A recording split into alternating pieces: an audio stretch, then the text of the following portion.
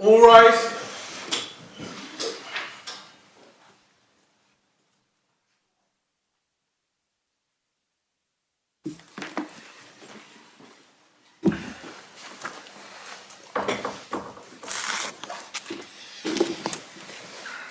Further hearing in the appeal, Agbaje against Agbaje.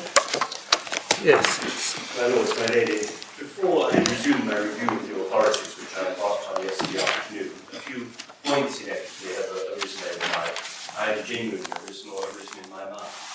And the first is that the court and we now been provided with copies of the Scottish Law Commission report. I know that the court will not have had an opportunity to look at that. It's relatively lengthy. It approaches matters from a somewhat different perspective to the English Law Commission. Now, what a surprise. And my initial reaction on first reading is that it doesn't really grapple with the problem with which this court is concerned in this case to the same degree as the English Law Commission did. I don't intend to... That would be a surprise. I'm sorry, Forgive me, that would be a surprise. It would be. Well, it may be, as I say, I have a chance to read it, but that is my impression. One thing which I would just point out, I'm not going to try to take the court through it, but at least a curiosity, if one looks at page 4 of the report, under the heading, The Need for Reform, paragraph 2.6,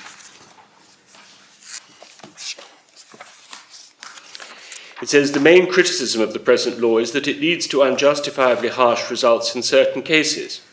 The most obvious example is where the parties have married in Scotland and lived in Scotland throughout their married life, until the husband goes abroad to obtain a divorce, perhaps in the country of his nationality, or in a country where he establishes a habitual residence for the purpose. And that, you may think, is surprisingly close to the boot being on the other foot, vis-à-vis the facts of the present case.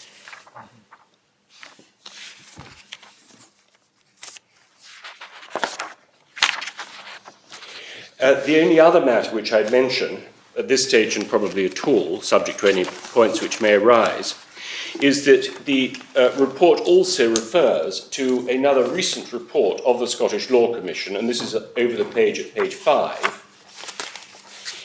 in which the Scottish Law Commission had recommended reform of what we in England call ancillary relief law, and the summary of the recommendations of that report are set out in paragraphs A to E on page 5.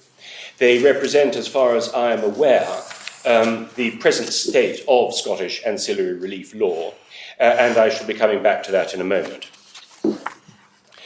It's also worth noticing, of course, that the committee did include Professor Anton, who was very much a private international law specialist, so none of these aspects would have escaped his notice at any rate. My Lord, I'm sure that's right.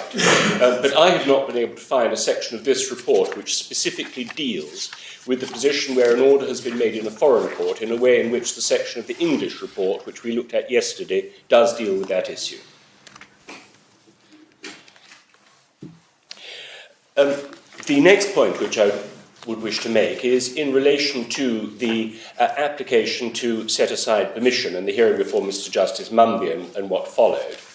I accepted responsibility yesterday for the attempt to appeal that, but it is right to point out that so far as the original application before Mr. Justice Mumby is concerned, which Mr. Mitchell conducted, that although Mr. Mitchell was not successful in setting aside the permission which had been granted, he was successful in restricting the ambit of the hearing which followed, and in persuading Mr. Justice Mumby to place severe restrictions on the way in which the wife's claim under Part 3 could be pursued.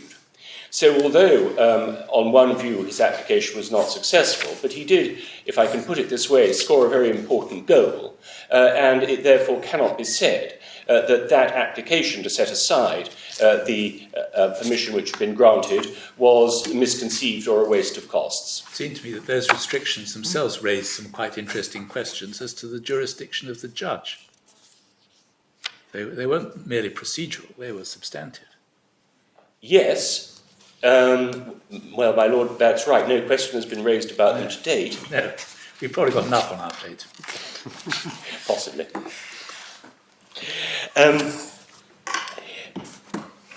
The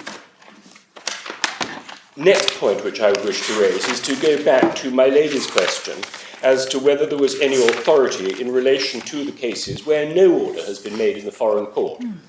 And I said yesterday that so far as I was aware, and I think I speak for all of us on the Council's bench, none of us have been able to find any such cases, and I'm not aware of any such cases myself, and I've been wondering why that should be. It's somewhat speculative, but it did occur to me that in the cases where the wife has not been able to pursue any financial claims in the divorce jurisdiction, it is also quite likely that she would encounter enforcement problems in relation to any award which might be made under Part 3, and therefore that her claim under Part 3 might, for instance, be tailored and restricted to assets which are to be found in the United Kingdom or in other more accessible jurisdictions, and that therefore that such cases would be less likely to give rise to the sort of full-blown contest which would in turn be likely to find its way into the law reports.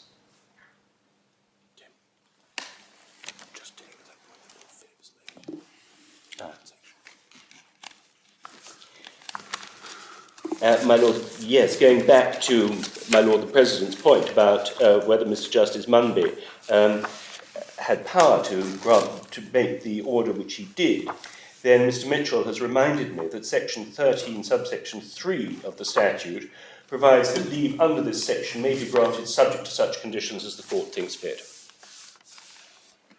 That still begs the question of what the conditions can cover. Well, it's very widely phrased. Do we have any statistics for the number of these leave applications that there are each year?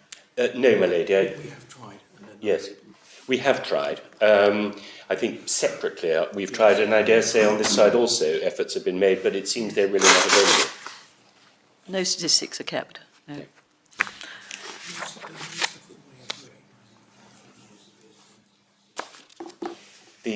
I think that the position may be that the annotation which is given to Part 3 claims within the Principal Registry in the High Court does not differentiate them from standard divorces or ancillary relief claims, unlike, of course, children claims or abduction claims, which have their own specific annotation and which therefore lend themselves to statistical gathering.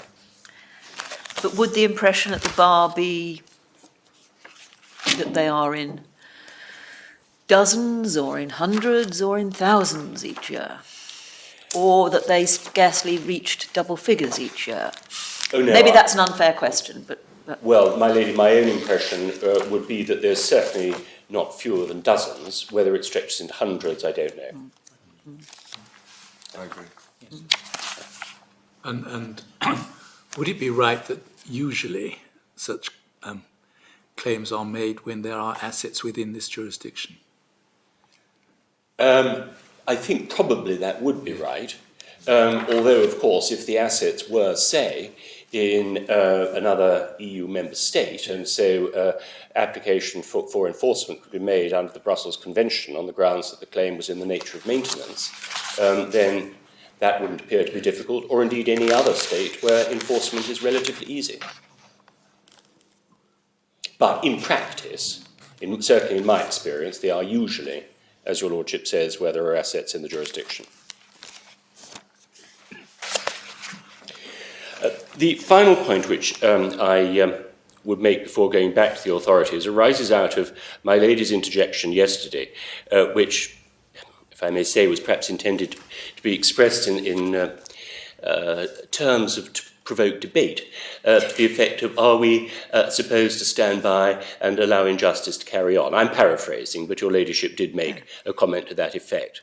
My lady, that is, in fact, if I may say so, a critically important point, which is actually central to this appeal. But the short answer to the point is that because there are no internationally recognized standards of what is fairness, then the question we would suggest should be reframed as follows: in what circumstances should the English courts take it upon themselves to decide that the decisions of a foreign court are so unjust that the English court should intervene?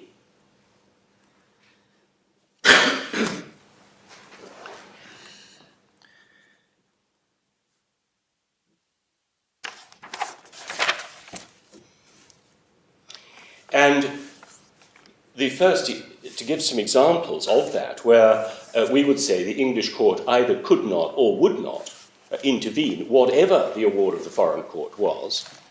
If we take a fairly typical British ancillary relief case, the case of a family where the husband has a good income, there are young children, the wife has little or no earning capacity, and the only capital asset is a matrimonial home subject to a substantial mortgage, then in England, the almost inevitable outcome of that situation is going to be that the wife will receive probably the bulk of such capital as there is, and virtually certainly an open-ended periodical payments order.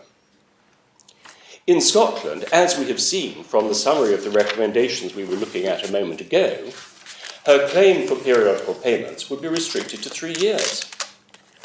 And so that by itself, even without straying outside the jurisdiction of this court, we have two different regimes which can produce radically different results on the same set of facts, according to whether the proceedings are brought in England or in Scotland.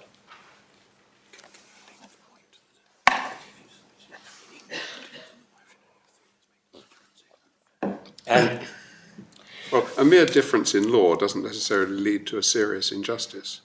my lord, exactly so. And the point which I'm trying to make is that there are many situations where the differences in law will give rise to very, very disparate awards, and that it is not for us to say, except save in the exceptional cases which the Law Commission report had in mind, that those differences in law have led to injustice. I mean, the Scottish Law Commission report, I was just looking at it, which you say doesn't have any principles and so on, but it has quite a good statement of principle of their approach. I'm sure you say isn't the one to be used here, but if one looks at paragraph 3.20 on page 19, they say, the general principle is that in the circumstances covered by our proposals, a spouse should be neither prejudiced financially nor given a financial advantage by the fact that the divorce was obtained abroad. In practice, of course, it may be impracticable or unreasonable to give full effect to this principle, and therefore it should be insofar as it is practical, reasonable and practical to do so. I mean, that's their. My lord, yes, I'm grateful for that. That is, I think, the closest which they come, and indeed they do deal with this issue in that paragraph. But I presume you say that's not the way it should be viewed in England, is that right? It's not the way in which the English Law Commission looked at it, and in the application of the English statute, then the court should be guided by the English Law Commission. Yeah, I mean, it's just interesting, I mean, because the reports were published almost simultaneously. The English one on the 20th of October and the Scottish one on the 27th of October, printed by House of Commons order and so on. So they were very, very, very much, and they say at the beginning they've consulted and they've discussed the matters and so on and so forth. So it's rather curious that Parliament was introducing two completely different regimes. Well, except, of course, that reflects perhaps the different starting position of what the Scottish courts award on divorces and what the English courts award on divorces. But their whole point is that, the point which is made there is that, for example, it would be wrong if a Scottish spouse who couldn't get more than 3 years' worth of periodical allowance were, by virtue of using both these jurisdictions, to end up with a better award than she would have been able to get if she had only been divorced in Scotland. I mean, that's the point they're making. In other words, they say you should adjust the thing so you don't do better and you don't do worse than you would have done in the jurisdiction in which this application is being made. Well, again, this is speculative, but that may reflect a recognition by the Scottish Law Commission that the level of awards in Scotland is in many cases so much lower than in England, and the degree of discretion which is available to the Scottish courts is apparently so much less than to the English courts, that it is more possible to introduce a provision which is likely to lead to parity with a Scottish award, which would not be possible, or at any rate appropriate, in the case of English discretion. My impression is that that may be overstating, because this is deliberately looking to the future after the report on aliment and financial provision was implemented. And the recommendations in that report greatly enhanced the powers of the Scottish courts to make capital awards, which they hadn't had before, and furthermore concentrated on capital awards rather than continuing financial provision as the fair result in these proceedings. Now, the fact may be that because of the way in which the principles were phrased and because of experience since then, Scottish awards in certain circumstances are lower than English awards, though in certain circumstances they'll undoubtedly be higher.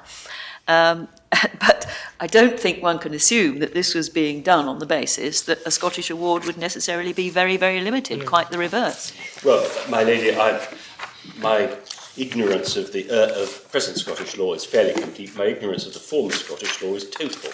So I was looking simply at the proposals which are set out on page 5, and assuming, as your ladyship has said, that that was what the Law Commission had in mind, was what the law... And that, of course, introduced a presumption of sharing.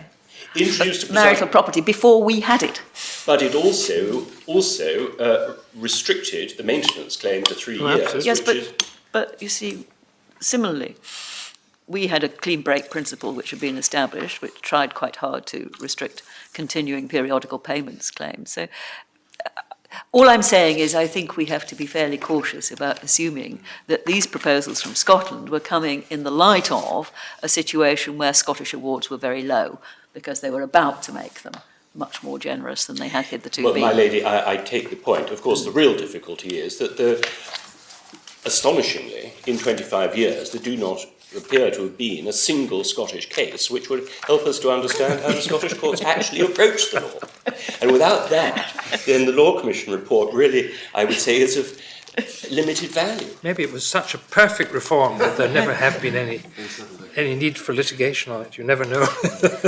Well, in fact, the Scots would say that their principles are so much clearer than ours that it is, and of course they have made it plain that once you get through the gateway, you're into Scottish law, that it's very easy to work out what the result is. Yes.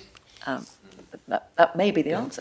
Maybe right. Or it may be they just don't have any cases, because we've already established that we don't have many. Yes.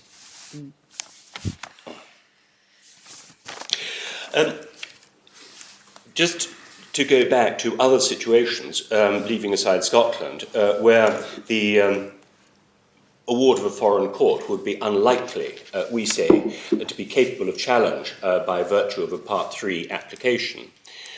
We set out 2 in our printed case, and my learned friend touched on them yesterday.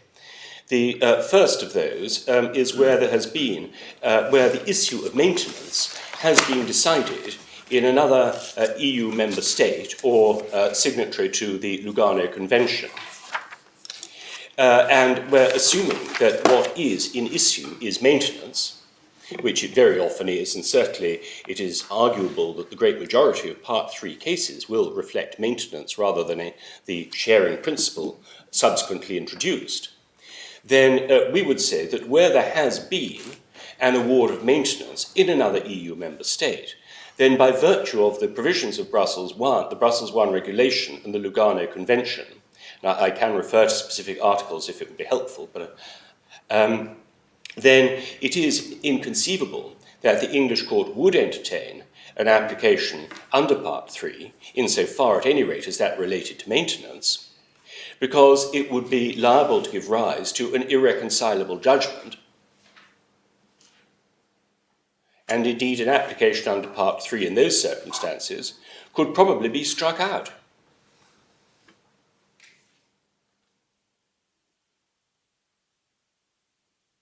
My learned friend referred to the case of Moore, which of course my Lord Collins knows very well.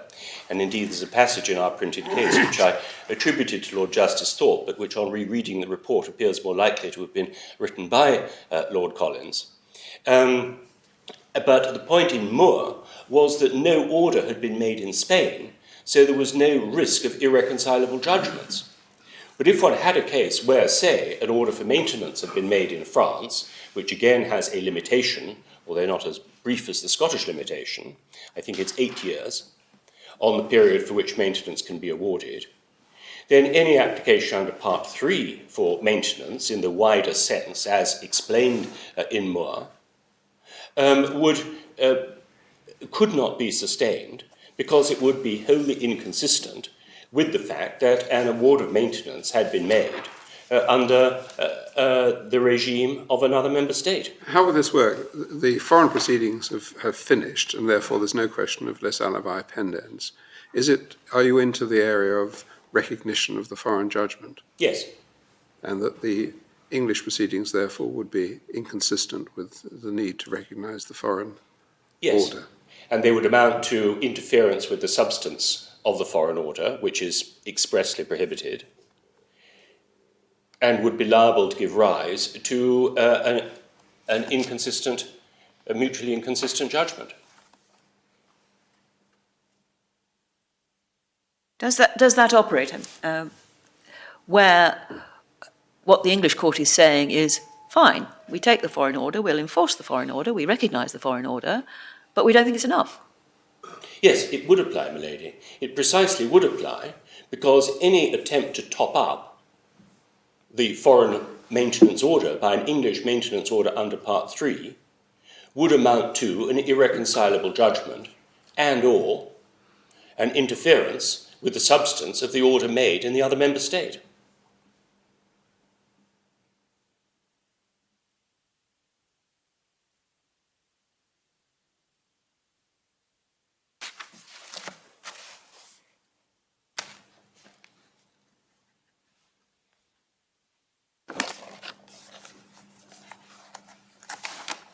And the other example which I give is where an order had been made in one of the countries, which these days are almost all countries in the world, where in one form or another prenuptial agreements are respected, either in European countries in the nature of matrimonial property regimes, or in common law jurisdictions, where nowadays virtually all common law jurisdictions, subject to safeguards, do give effect to prenuptial agreements. And in our printed case, I refer to New Zealand, but it could equally well be Australia or Canada or most of the United States.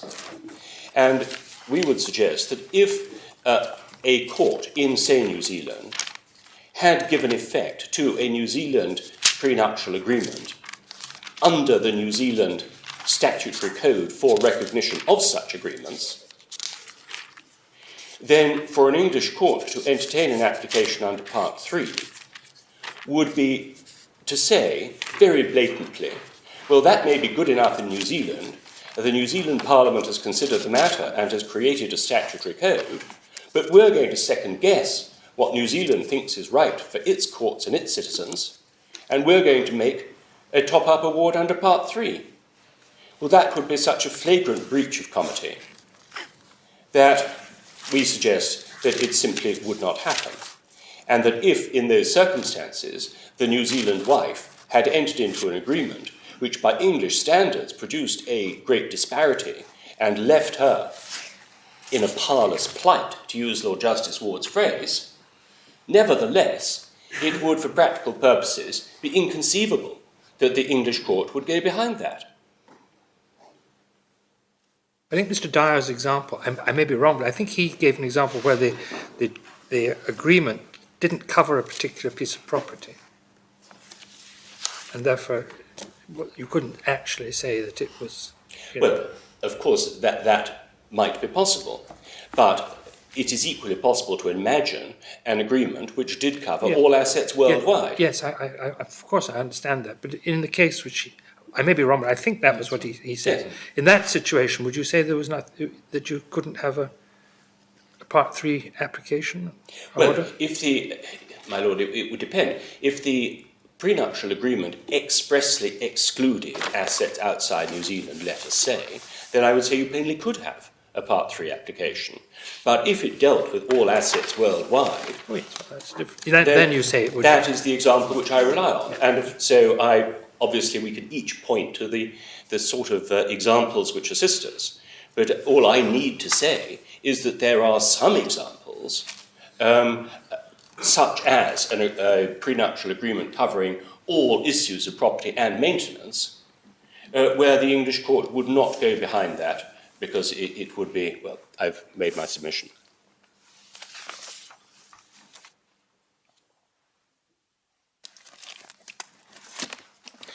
If I may now go back to my review of the authorities, my lady helpfully reminded me that I was in danger of taking matters out of turn. So I will go back to Hewitson, which is at divider 4 in volume 1 of the authorities.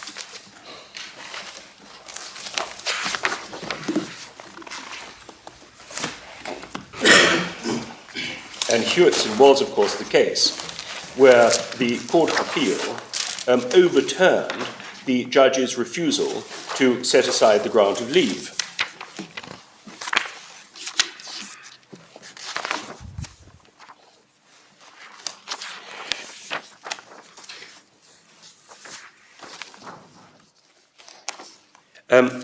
It was a somewhat odd case on its facts, because what had happened was that the parties had been living in California, had been divorced there, had obtained a Californian divorce award, and had then resumed cohabitation.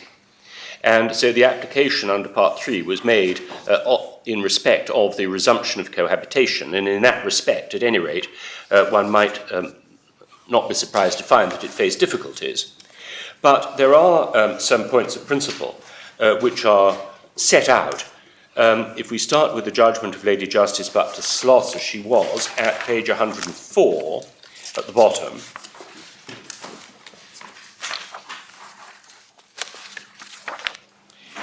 Mr. Holman submitted to us that the mischief that the Act of 1984 was designed to redress did not include the case of a foreign court of competent jurisdiction, making an order which was neither appealed nor impugned, where the order was final and designed to create a clean break, and where the other spouse had fully complied with the order. And then a few lines down, it is clear from the working paper that the remedy to be provided was to be in those exceptional cases where spouses, usually a wife, had been deprived of financial relief in circumstances where an English court might be driven to hold that it would be unjust to recognise the limiting effect of the foreign decree. The Law Commission considered the mischief at which the legislation should be directed to be a narrow one, and did not think it would be appropriate to encourage applications to the courts of this country, inviting them to act in effect as a court of appeal from the courts of another country. And then lower down at G, Lady Justice Butler Sloss picked up the observation of Lord Justice Russell, which we looked at yesterday in Holmes and Holmes, and adopted that.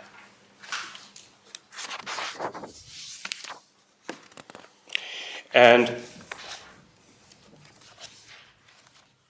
then, just very briefly, the judgment of Lord Justice Balcombe at page 107 repeats the point at the letter H at the bottom of the page, that the mischief which the Act was intended to cure was a narrow one. So that case is important because it shows that certainly up to the level of the Court of Appeal, from a relatively early stage, or at least for some years now, then the approach of the Law Commission has been adopted to give guidance as to the application of sections 13 and 16, and in particular has encouraged a narrow and restrictive approach to applications under Part 3.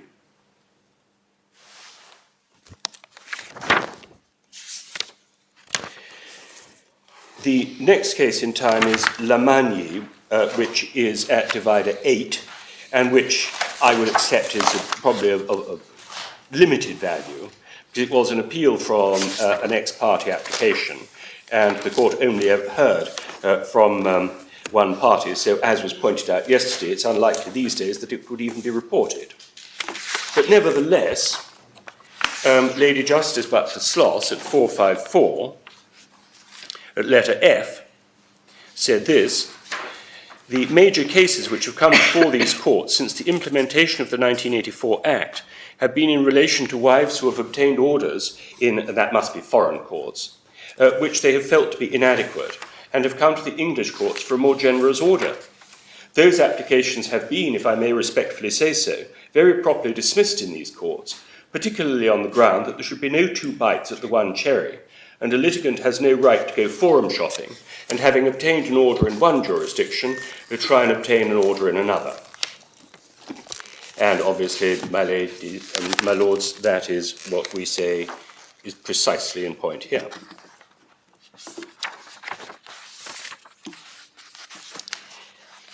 The next authority in time is that of the Court of Appeal in Jordan at Divider 7, where what in effect was being attempted was to use Part 3 to enforce an order which had been made in California.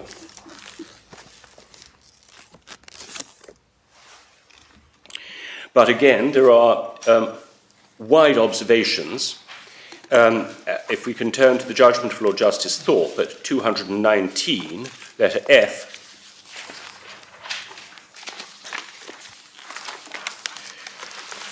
of course, the paradigm case creating the need for the legislation was the case where the decree of the foreign court was entitled to recognition in this jurisdiction, but where that court did not offer any rights to financial provisions either at all, or alternatively, on any basis comparable to the rights arising under the Matrimonial Causes Act 1973 in this jurisdiction. The opening sentences of the Law Commission report so state. However, after Parliament had provided the remedies for the paradigm case, attempts were repeatedly made to extend the statutory provision to obtain for the applicant some specific outcome or target which he had failed to achieve in the jurisdiction where the marriage had been dissolved. Hence, Holmes and Holmes and the subsequent cases are in the main restrictive and negative in conclusion, defining and policing the boundary between relieving hardship in the paradigm case and disqualifying the forum shopper for the applicant seeking a second bite of the cherry.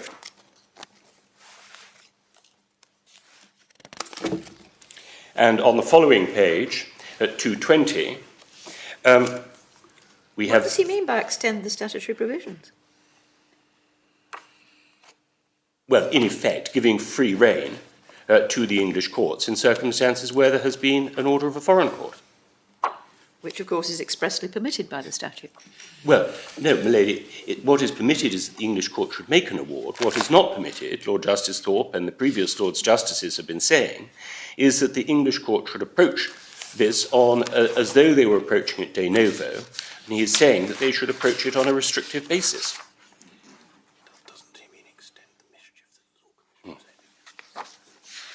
And more specifically, maybe that what he was saying was that, bearing in mind the narrowness of the mischief which the Law Commission had in mind, that any attempt to go at all far beyond that in the present category of case should be discouraged.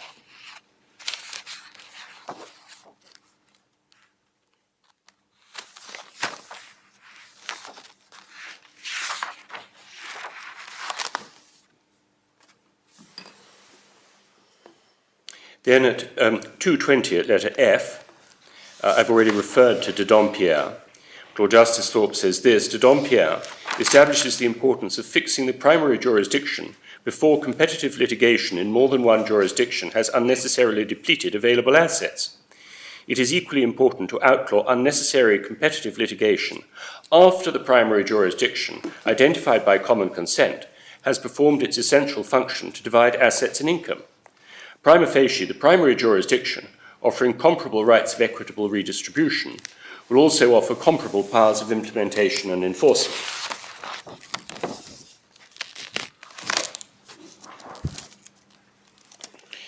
And applying that principle to the facts of the case, on the last page, page 222, at numbered paragraph 4, Lord Justice Thorpe said that this is, as Mrs. Justice Hogg rightly concluded, a Californian case through and through. On the application of the de Dampierre considerations, California is clearly the primary jurisdiction. Is this case the source for Lord Justice Ward's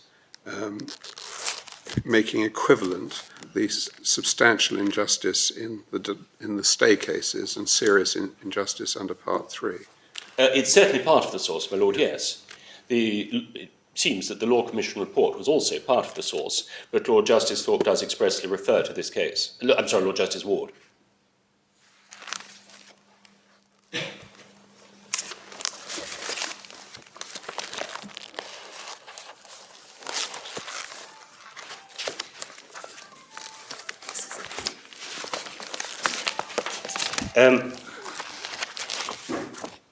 Some lords have related that.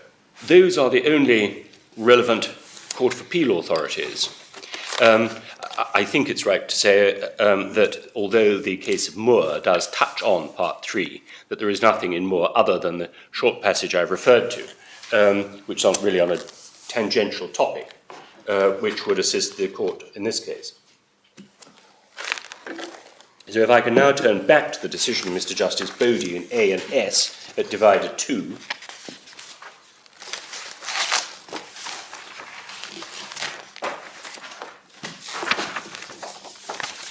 The primary jurisdiction here was Texas, and it appears from the report that Texas matrimonial finance law is very different from ours in that there seem to be no discretionary provisions whatever, and the matter is heard by a jury. But in fact, in this case, very little seems to have got as far as the jury, because the raft of claims which were made on the wife were, using our terminology, struck out before being referred to a jury. And it's quite plain that the judge, Judge Mothersole, took a very dim view of the way in which the wife's case was being presented. But although the wife's case was presented on the basis of a number of non-matrimonial propositions, such as constructive trust, fraud, and so on and so forth, the one point which it was not, it seems, open to be argued, or at least was not argued, was any equivalent to proprietary estoppel. And so Mr. Justice Bodie conducted a fact-finding exercise, which we don't need to look at in detail, but you can see the heading, page 444, letter E, just above paragraph 59.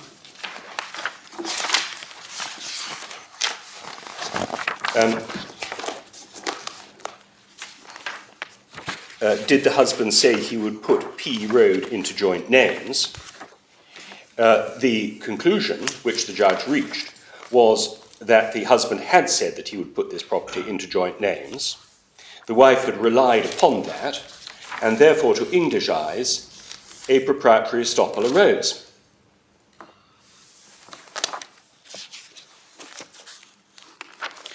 And if we go on to page 451, paragraph 75, one finds this: following Jordan, it is not necessary to look for financial hardship or injustice, though an applicant's case is stronger if any such exist. But it is undoubtedly necessary to look, in the words of Lord Justice Russell in Holmes, for exceptional circumstances, and one might say very exceptional circumstances. International comity strongly indicates that respect should be given to the Texan decision, and I fully acknowledge that principle. Having said that, the ultimate objective of Part 3 is to provide for the very small residuum of cases where the English court, bearing in mind all the warnings and cautions set out in the authorities, nevertheless feels that the outcome achieved in the foreign jurisdiction is simply not a just one as between the parties. Hewitson. This must ultimately turn on the circumstances of each individual case and raise issues essentially of fact and degree. In my judgment, the following circumstances here are particularly relevant. A, that the husband made the promise or statement of intention, which I have held he did, and which I am satisfied the wife relied upon when entering into the marriage. B, that this issue was not determined one way or the other in Texas. C, that the community of property approach fell hard on the wife, given the particular circumstances I've found them. D, that this could be remedied without injustice to the husband under a discretionary scheme. And E, that the wife does show a real need for some financial help as regards a home. So in effect, Mr. Justice Bodie was approaching the primary award made in Texas on the basis that it had failed to take into account a matter which English law required should be taken into account. The justice of the case required that the proprietary estoppel issue should be dealt with, and so he made an award, but one notes that it was in fact limited to the sum of £60,000. So that, we would suggest, was an example of an exceptional case. And what is particularly important is that Mr. Justice Bodie, having directed himself that it was necessary to find an exceptional case, then set out in numbered paragraphs why he found this to be an exceptional case. And that, of course, was the crucial step which Mr. Justice Coleridge, in the present case, omitted to do.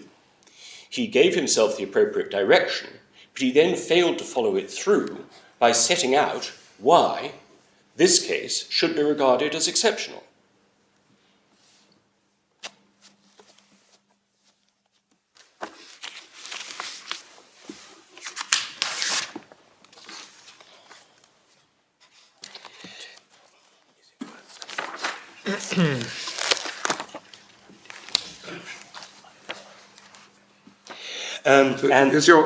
Is that a criticism of lack of reasoning? Because he certainly asked himself that question. He asked himself the question, but he did not Give reasons for his conclusion. I'm sorry, He didn't give reasons for... He didn't give reasons, and that, of course, is a matter which Lord Justice Ward comments on, and is part of the grounds on which the appeal was allowed.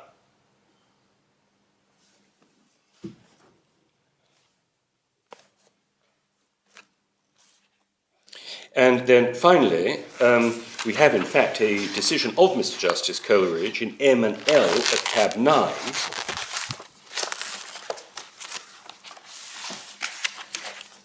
Again, the facts were highly unusual because the Part 3 application was made 30 years after the breakdown of the marriage. But the critical point is that the divorce had taken place in South Africa. And at paragraph 19 at page 429, Mr. Justice Coleridge states that at all events on 23rd October 1973, the Johannesburg Divorce Court dissolved the marriage, made an order that the defendant forfeit the benefits of community of marriage, and that the plaintiff pay maintenance for the said children at £130 a month. That is the only order that has ever been made governing the financial position between the parties prior to the institution of these proceedings. And so the position was that the wife's claims had never been tested. No order had ever been made in favour of the wife in South Africa. So this is perhaps the closest which we come to the court's approach in circumstances where no foreign order has been made, because the only order related to the community of property regime and a specific order for the children. And in those circumstances, again not surprisingly, Mr. Justice Coleridge felt it appropriate to make an order, and one sees at paragraph 39 that his approach was that at this stage, by operation of section 17 and 18, the application becomes in all but name a conventional ancillary relief application set against this very unusual factual background. So in that context, even though it is right for the court to consider the application, is it right to make any order, and if so, what? I have to consider all the factors under section 25. And he then proceeds to do so, and makes his order and sets out a schedule of the husband's significant assets.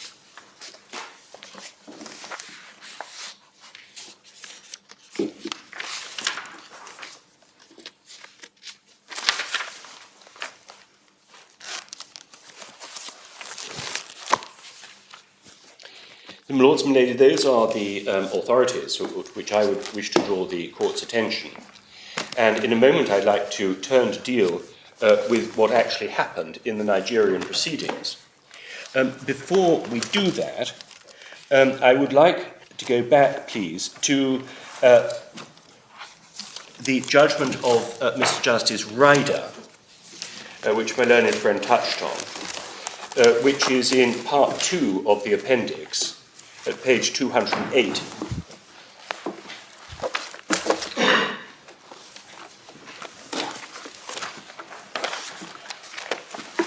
Because what my learned friend said was that in taking the steps that he did, that Mr. Justice Ryder was envisaging that the wife would be making an application under Part 3.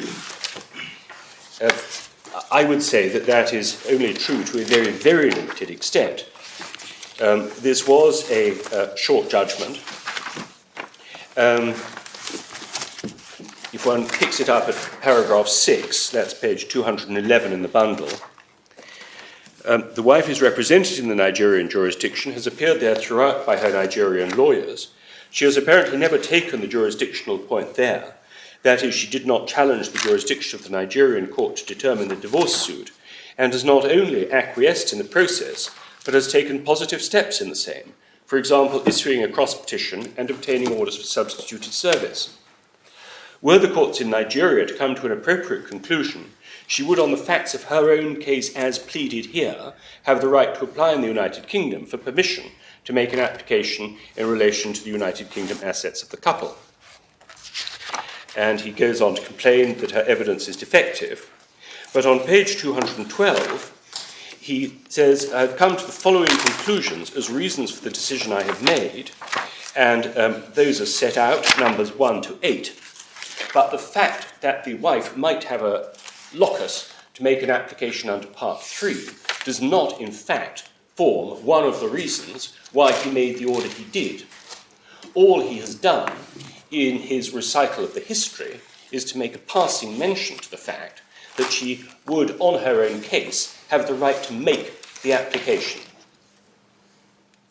So we would say that really nothing should actually be read into that.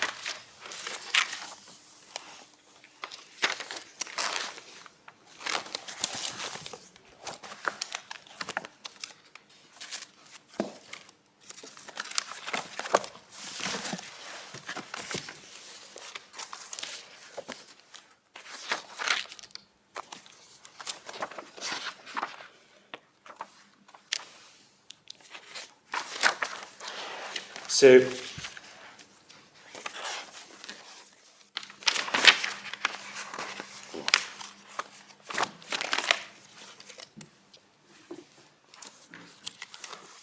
Nicole Clay judgment. It's in this one, yes.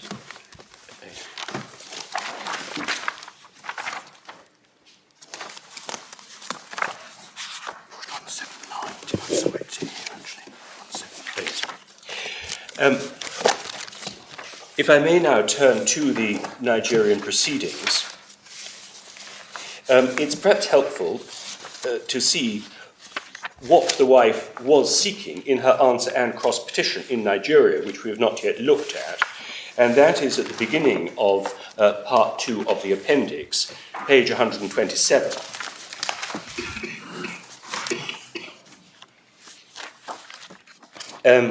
We don't need to look through it all. Can you tell me what the purpose of looking at it?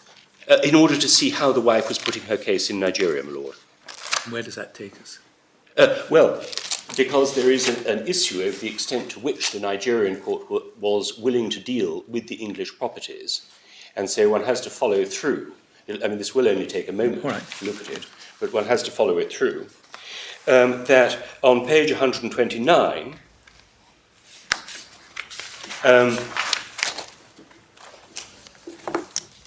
then it is set out that she is seeking an order, this is about a third of the way down the page, for a lump sum of 10 million naira for maintenance.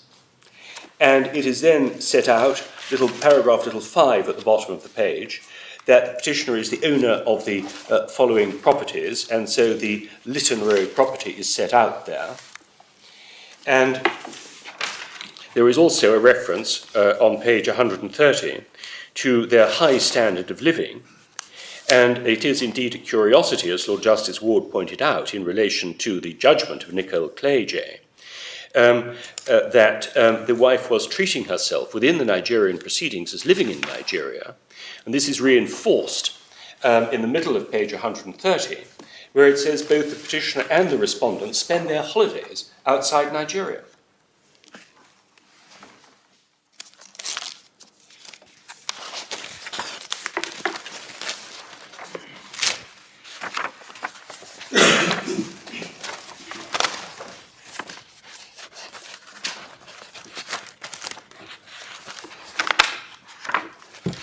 So, just taking a very brief look at how the matter was put on the wife's behalf in the Nigerian court, the respondent's written address, as it's called, to the final submission, starts at page 151.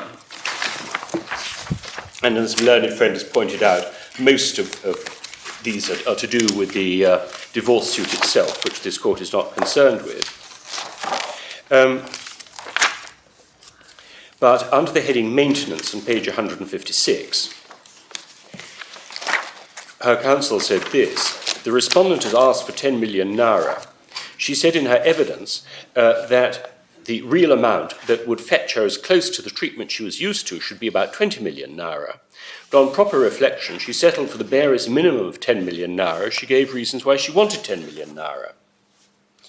And then at the bottom of the page, the last paragraph, the principle which guides this court in awarding maintenance in matrimonial proceedings has been succinctly stated in Ehigiator, wherein it was held that what is reasonable maintenance for the wife must be interpreted against the background of the standard of life which the husband maintained before he and the wife parted. Moreover, the fact that consumer goods are getting dearer would be taken into consideration. Accordingly, the appellant would be entitled to an allowance that would give her the standard of living she was used to when she lived with the husband in 1999. And then, a little lower down, page 157, her counsel said, therefore, the basic issue for determination in this case is what standard of living the respondent was the respondent used to when she lived with the petitioner till 1999. And it seems likely, we would suggest, that this accounts for the apparent anomaly which Lord Justice Ward commented on and which I've just pointed to, in which she was saying in Nigeria that she was living in Nigeria. The point being that she did not feel able, under Nigerian law, or her counsel did not feel able, to put her case any higher than on the basis of the standard of living before the breakdown of the marriage.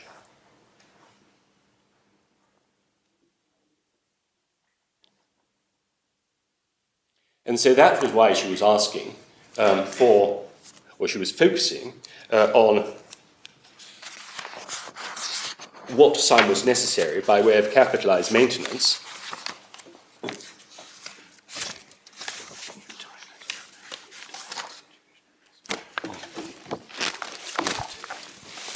and as we set out in our printed case, it is, of course, a specific factor which the court has to take, which the English courts have to take into account under Section 25, is the standard of living during the marriage. And although the court may have an eye on the standard of living subsequent to the breakdown of the marriage, if it thinks that relevant in a given English case, the specific factor to which the court's attention is drawn as part of the circumstances in Section 25 is the standard of living during the marriage. And so in that respect, the Nigerian court is echoing very precisely the English statute, the Matrimonial Causes Act.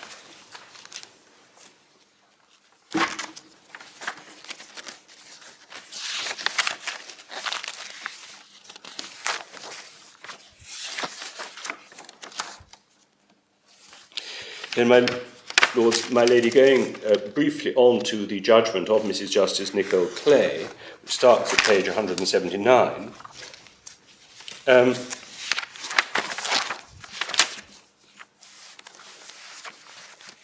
Then if we go to 185, in the middle of the page there's a paragraph dealing with the request for 10 million naira. But one then sees in the following paragraph, she testified as to her contribution towards deposit of 27 Lytton Road, that he used his name to buy it, she put a caution on it. So it does appear that, bearing in mind that these proceedings in Nigeria will spread over a considerable period of time, with a day or two here, followed by a day or two there some months later, that in the early stages of the Nigerian proceedings, the wife did in fact give evidence supporting her claim to an equitable interest in Lytton Road. And it was only, it seems, at a later stage that she sought to backtrack from that and to say that she wanted the English court to deal with it.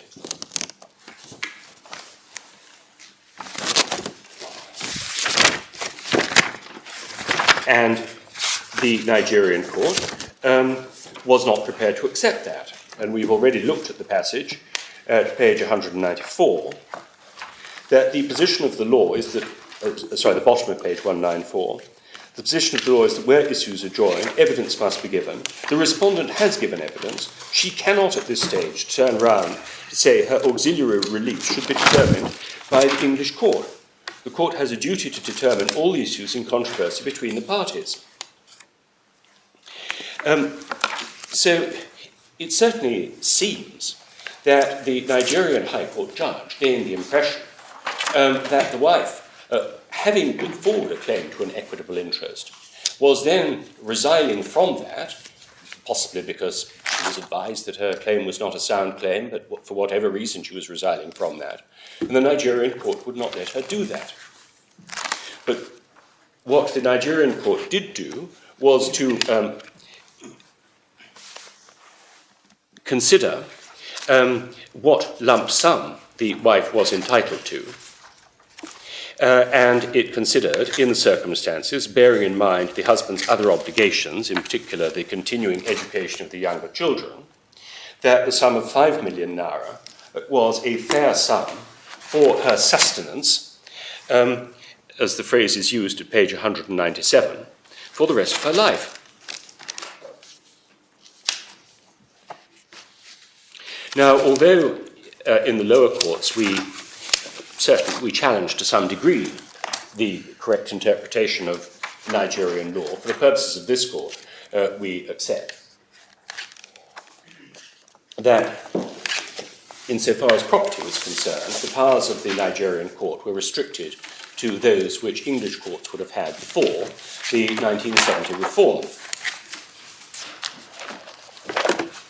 But transfer of property orders in England are an important part of the court's armoury in achieving fairness, but they are by no means the only way in which fairness can be achieved. It is, I accept, comparatively rare that orders for settlement of property under section 24(1)b of the 1973 Act are made by English ancillary relief courts, but there are certain circumstances, and I seek to identify two in our printed case, where the English court will adopt the settlement route.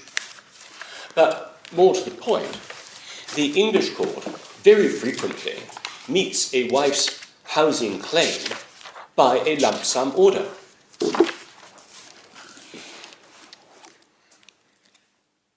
And will, assuming that it is approaching the case not on a sharing basis, but on a pre-white needs basis, then what will normally be done is to assess what is often a disputed matter, which is the reasonable level of the wife's housing claim, and then to make a lump sum award, which is in two parts, the first of which is to meet her housing claim, and the second of which, assuming that funds permit, will be for capitalised maintenance. Now, the Nigerian court had power to order a lump sum. There is nothing before this court to suggest that the powers of the Nigerian court to order a lump sum were restricted to ordering capitalised maintenance. That was what the wife sought in this case in Nigeria, but we do not know whether she would have been entitled to seek more, and have no reason to suppose that she wouldn't. And so the powers that the Nigerian court was exercising were very similar to those powers which the English court had before 1971. And I'm afraid I have another mistake. I said that the lump sum provisions were introduced by the 1965 Act. In fact, it was the 1963 Act. There was a variation between the two, though, wasn't there? There was some variation between the two. But in any event, the order which the Nigerian court made was based on a statute which in most respects is strikingly similar to our own statute.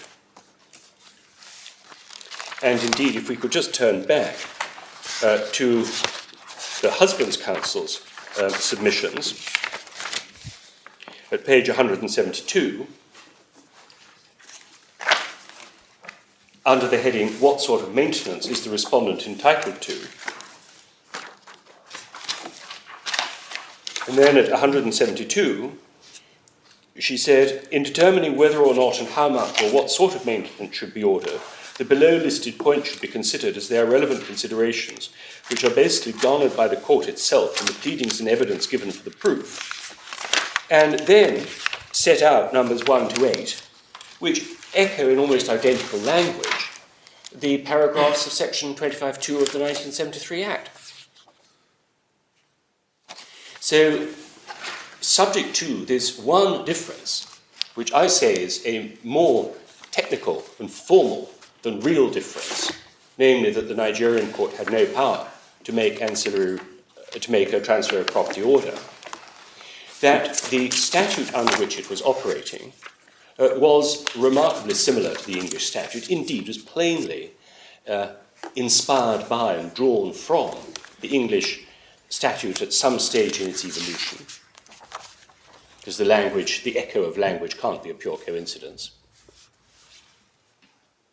And that the approach of the Nigerian court was to award the wife a home for her life and a lump sum which reflected its view of the appropriate level of capitalised maintenance in all the circumstances of the case. And subject again to this one difference of the property being settled rather than transferred outright, that is exactly how English courts would approach the vast majority of cases before the decision of the House of Lords in White and White less than 10 years ago.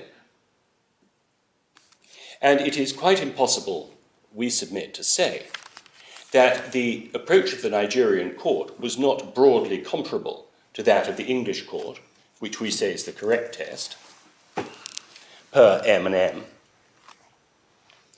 when what it was doing was very, very close to what the English court would have done until less than 10 years ago.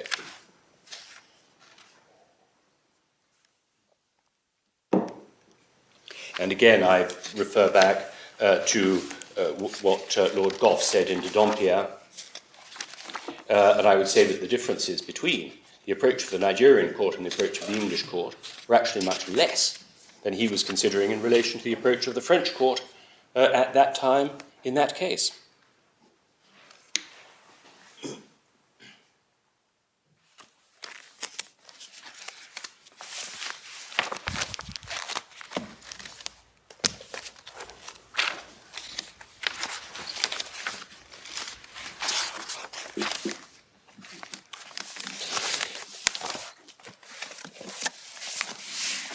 In his submissions to the court, my learned friend was at pains to make clear that he was not relying on a disparity between what the Nigerian order was and what the wife might have been awarded on ancillary relief in England.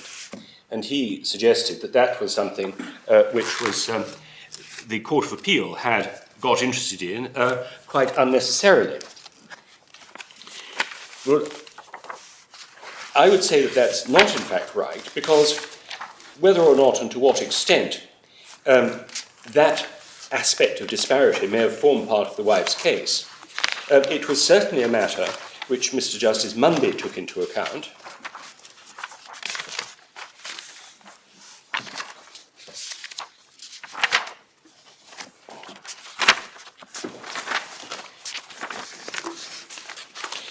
And in the bound volume at page 47, paragraph 60 of Mr. Justice Munby's judgment,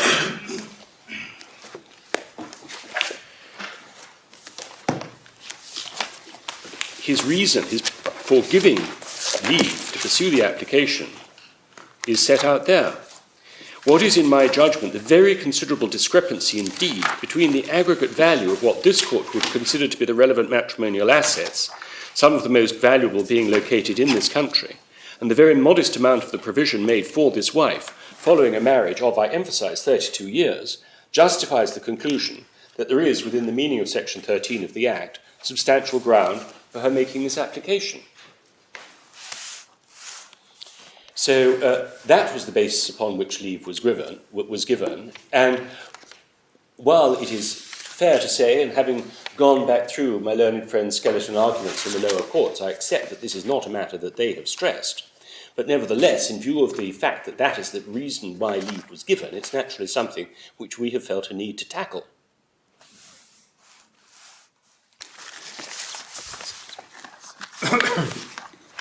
But again, the answer to that is that disparity, a considerable disparity, certainly in cases involving very substantial funds, was the order of the day before White and White. And I'm not sure if it would be helpful. There's a big difference, isn't there, between ordinary everyday cases, with which I'm sure, Mr. Scott, you haven't been involved for a very long time, and the large asset type cases, of which arguably White and White was one.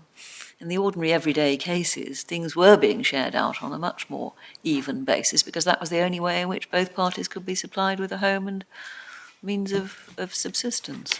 Well, my lady, that's right. But then, of course, it seems from the approach of the Nigerian court that in Nigerian eyes, this was, relatively speaking, a big money case, in the sense that it was possible to make what the Nigerian court saw as proper provision for the wife, while leaving the great bulk of the assets in the husband's hands.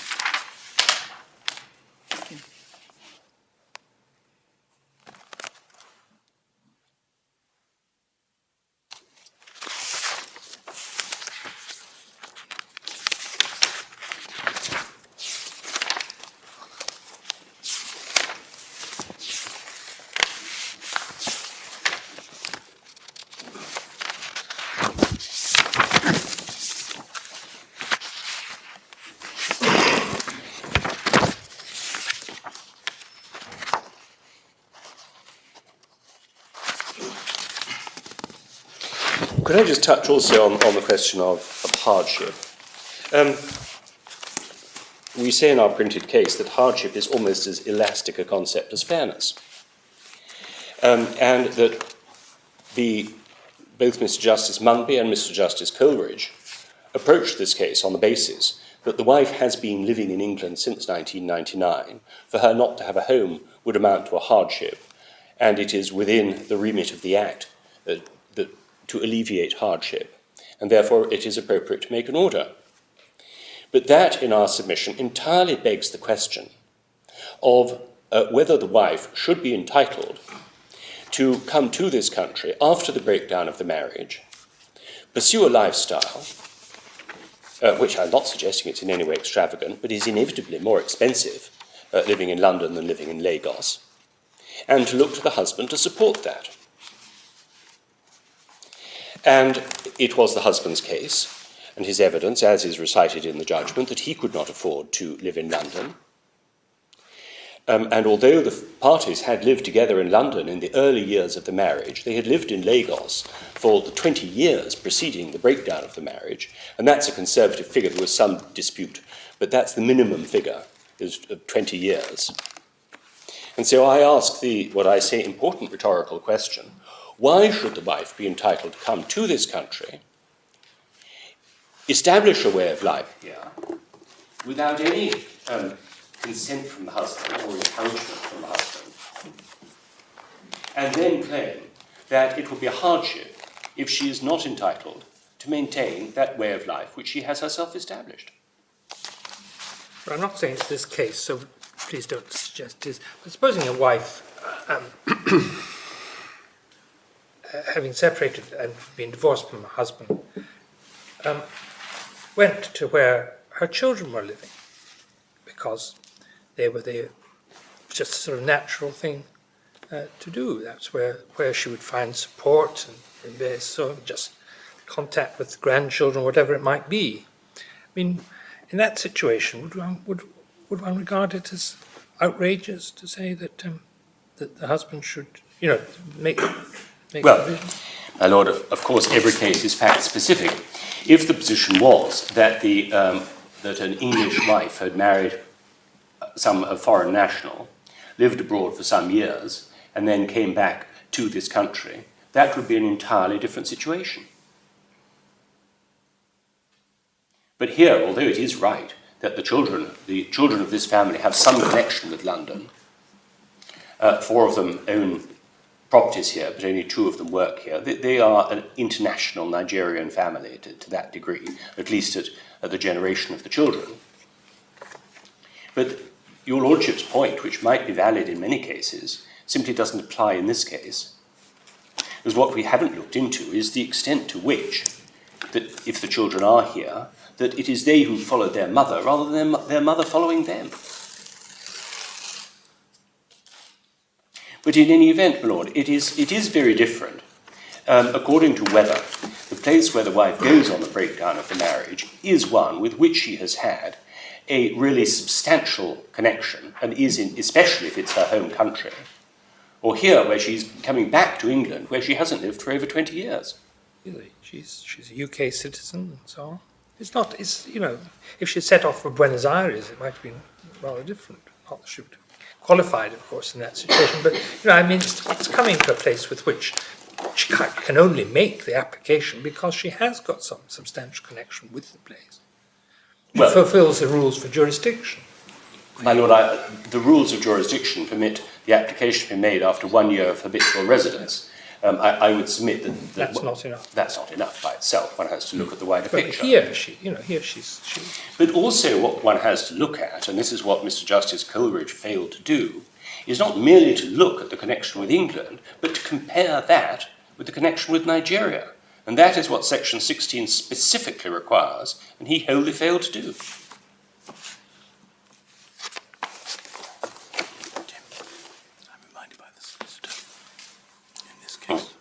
Yes, my lord, I'm also reminded that, and this emerged in evidence and I don't think will be in dispute, that in fact there is only one grandchild, and that grandchild lives in Nigeria. I did say I was checking a hypothetical. But I know, my lord, but hypothetical points have a tendency to move in. I think. Your submission is that hardship is a live issue before this court. Well, my learned friend has I think, accepted, certainly at the very least, it would be very helpful to his case to establish hardship. And Mr. Justice Coleridge found there was hardship, at least implicitly.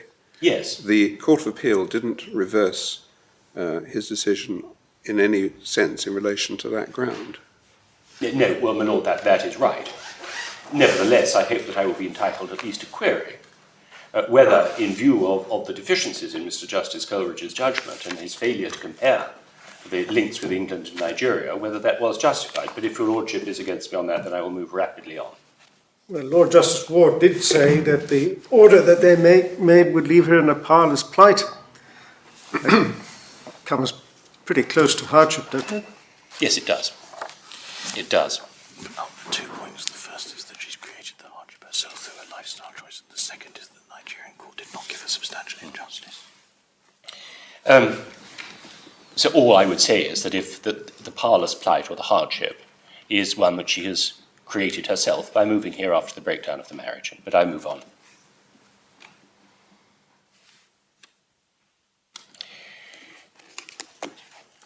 I said at the beginning of my address yesterday that this case raises an issue which is, in effect, a policy issue as to the proper application of Section 16 in cases where there has been an award made in a foreign country.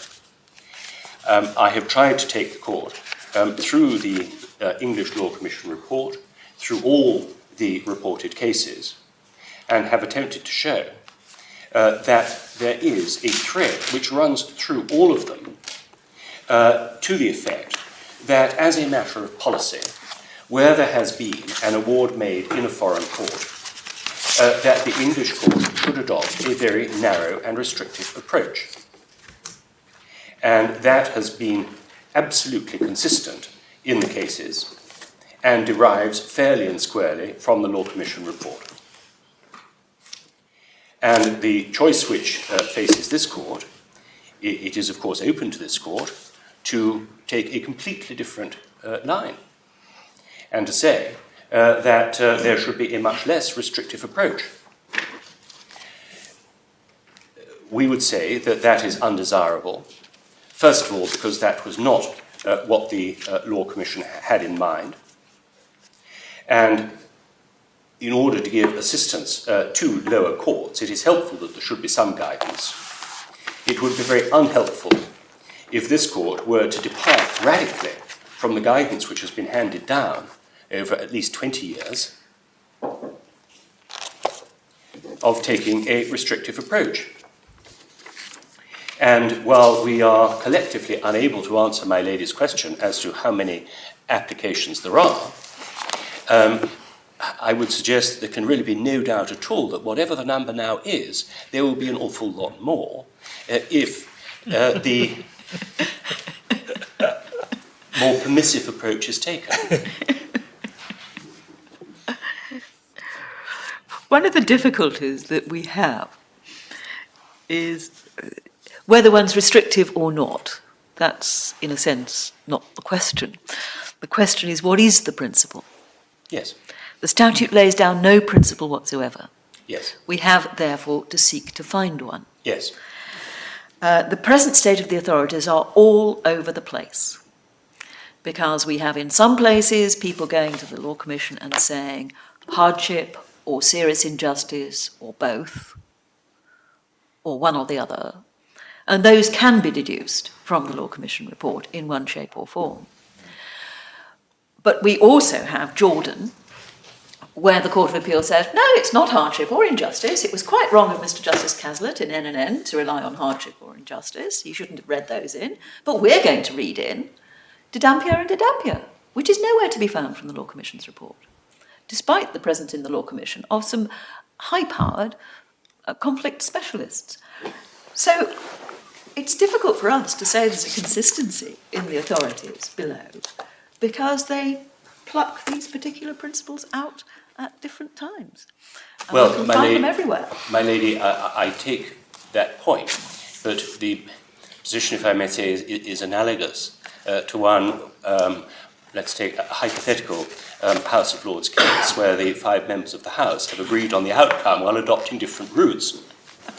And We're only looking for your help, Mr. Scott. Well, my lady, I accept that that the courts have adopted different routes, but the end point which they have all reached is the very narrow and restrictive approach.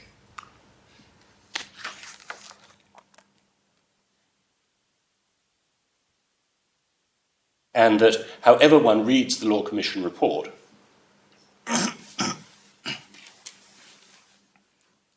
that it is only a narrow and restrictive approach which is justifiable, and that in seeking to find the principle in what I have accepted from the start is a very broadly worded section of the statute, this court, like the Court of Appeal before it, has no better guidance than the Law Commission report. If you were to take, as I know you say we shouldn't, the 2 judgments of Mr. Justice Munby and Mr. Justice Coleridge together, they did apply a restrictive approach. And notwithstanding that, they both came to the conclusion there would be serious injustice in this case.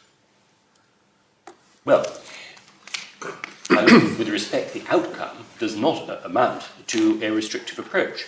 The outcome of Mr. Justice Coleridge's order amounts to a needs-based English-style ancillary relief order. And that is not a restrictive approach. And the way in which Mr. Justice Coleridge approached that is unhappily not very clear. But if that's right, there's no real question of principle here. It's just, you say, a misapplication of the principle. Well, what I say is that the Court of Appeal was right. That is my starting point. And we have actually, rather surprisingly perhaps, scarcely looked at the judgments of Lord Justice Ward and Lord Justice Longmore. But I know, of course, that the court will have read them very carefully, and that is my starting point. So all I say is that that is right, and it is from a learned friend to satisfy the court that it is not right.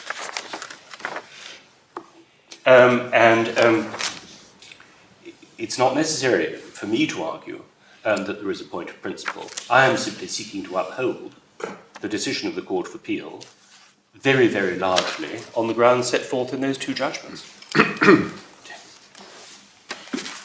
suggest that the idea should be,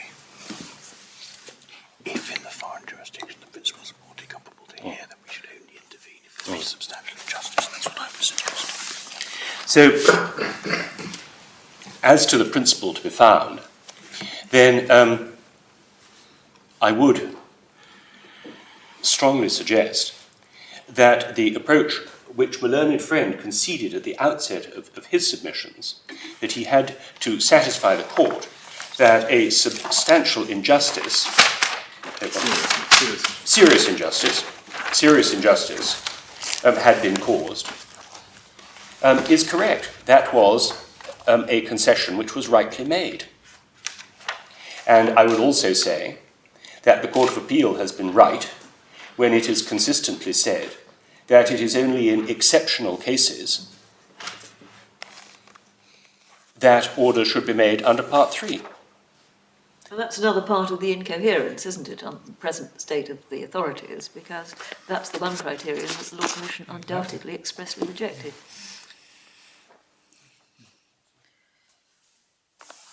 Well, maybe perhaps it would be helpful to go back to the Law Commission. Exactly.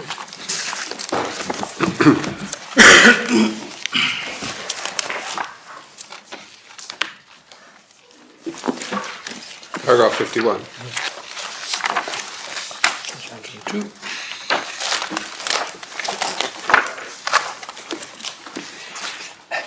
It's so difficult when different authors, judicial or otherwise, have tried to express concepts which don't lend themselves to a single telling phrase, and so a range of phrases are used. But the Law Commission used the phrase an occasional hard case, which I would suggest is, for practical purposes, indistinguishable from exceptional.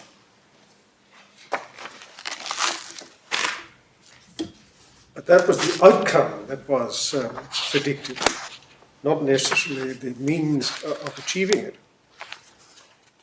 And what they opted for was a flexible discretion with guidelines. A flexible discretion of limited flexibility.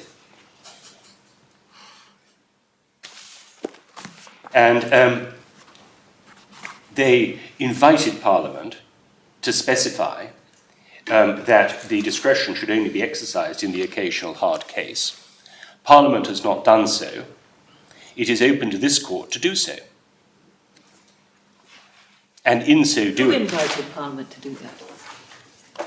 I'm sorry? Who invited Parliament to do that? Well, when paragraph 51 says, we think it should be made clear by express statutory provision that the object of the discretion is to provide for this occasional hard case. Well, that was in the working paper. When they actually get onto the report and they adopt the draft bill, which makes no reference to the occasional hard case, which is, of course, not the sort of phrase that Parliamentary Council would begin to legislate for. Well, my lady, of course that's right. So we do have to look at the draft bill, and the draft bill is, to all intents and purposes, identical to what Parliament legislated. Yes, but we also have to look at the draft bill in the light of what is said in the report, and that the report adopted the working paper. The working paper forms part of the report and must be treated as such. We can certainly look at the report and the working paper to look to the mischief. Yes. That's fine. The mischief is restricted to the occasional hard case.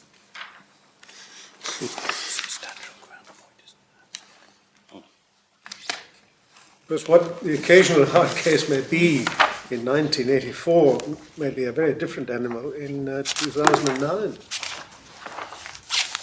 And the point was made yesterday that in this field of law, above any other, mores change, attitudes change, views as to what is fair, what constitutes hardship evolve and change.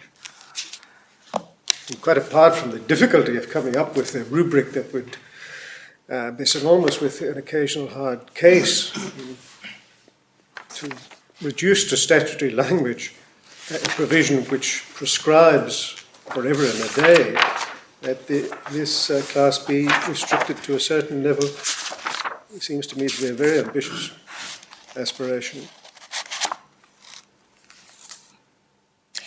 Well, Lord Mayor, I make two points arising out of that. First of all, if permission to make a Part 3 application is to be made in any case where the foreign award falls significantly short of what an English court would award in a substantial assets case, in other words, a white type award, then there are indeed going to be many, many more applications. And I would submit that that was certainly well outside the contemplation of the Law Commission. We cannot, and I would draw on Mr. Justice Thorpe's oratory in M&M about detecting narrowly and chauvinistically advantages in our system. It is not for the English courts to do that. And it is much more appropriate, and certainly in line with comity, for the English court to look at a foreign order where such an order has been made and to consider whether serious injustice will result. Now, it may be that I don't accept that the introduction of forum convenience principles is entirely outside the Law Commission report, or indeed that it's outside the statute, because Section 16 to A and B plainly do require a degree of comparison between the jurisdictions, which itself imports, to some extent, forum convenience principles.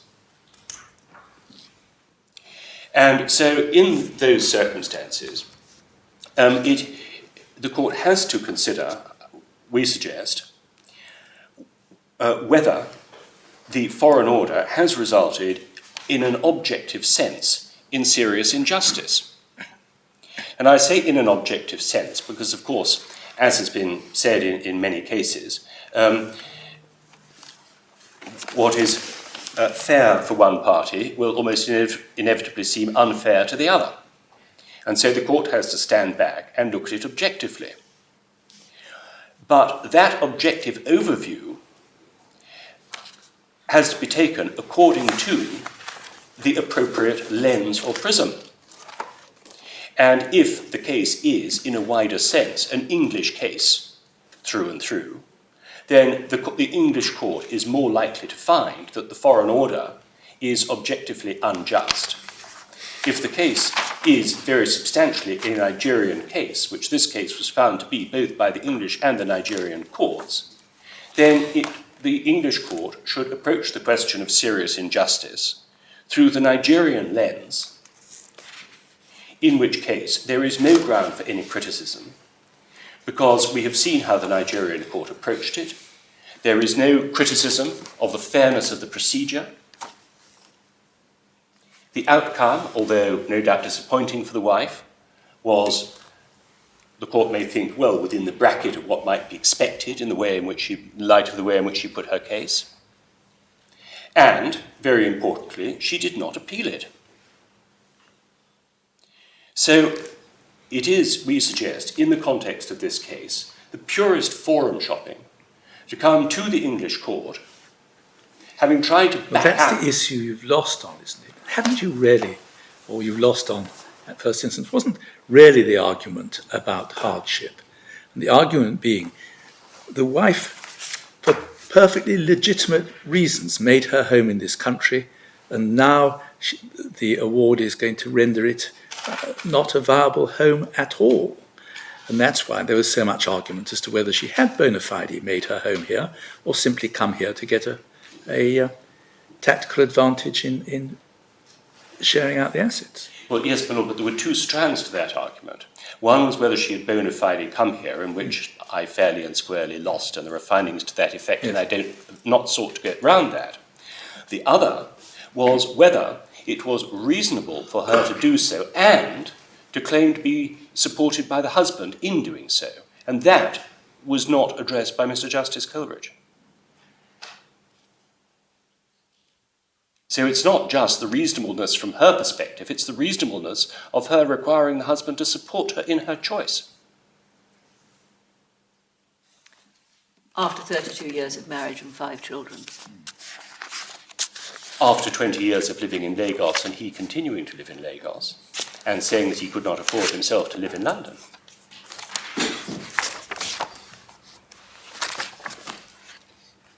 And after a failure by Mr. Justice Coleridge to pay any attention to the extent of the continuing connection of the wife with Nigeria as well as with England.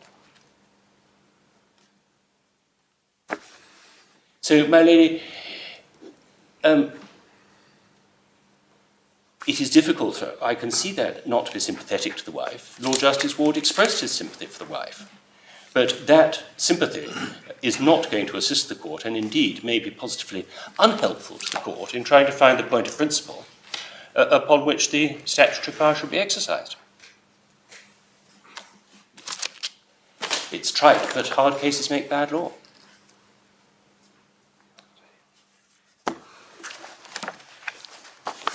Interesting in the light of paragraph 51 of the Law Commission's working paper.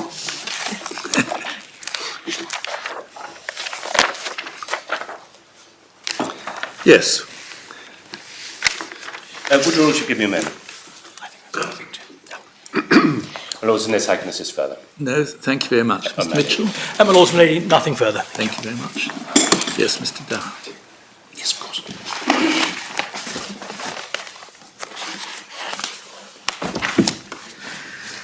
Well done, Tim.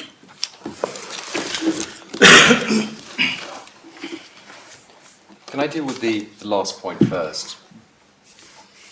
If you're looking for principles, my submission is that you have to decide, first of all, what the objective of the Act was intended to be, and in a sense how it should be applied now, looking ahead from 2009. And the objective in my submission is this: it should be to remit the financial hardship arising from a foreign court's financial order in circumstances where the applicant can show a connection to this country.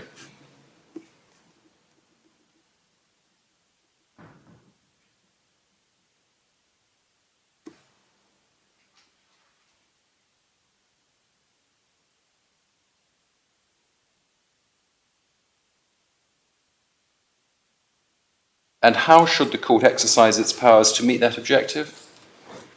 In my submission, it should not be narrow and restrictive, because the circumstances in these foreign cases are always so wide and varying. It should be exercised on the basis of a flexible discretion to provide a bespoke solution to the deserving case.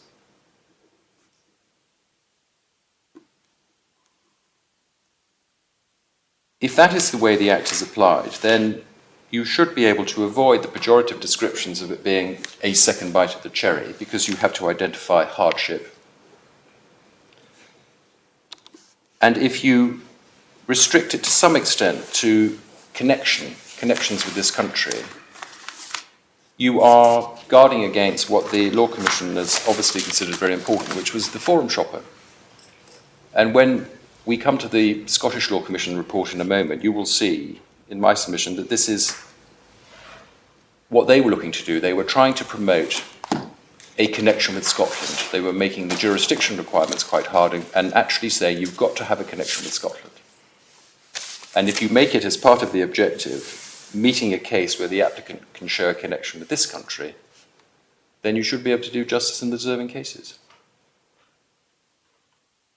Could we just look at the Scottish Law Commission report, please?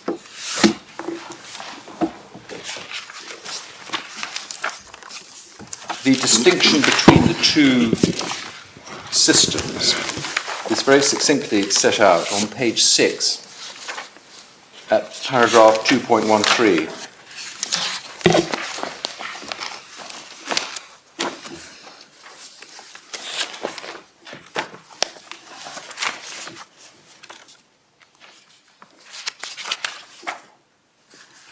It reads, "It is here that we find ourselves differing from the Law Commission. They prefer a solution in which there are wide grounds of jurisdiction and in which it is left to the courts, guided by a list of factors to be taken into account, to sift out cases where an award would be inappropriate.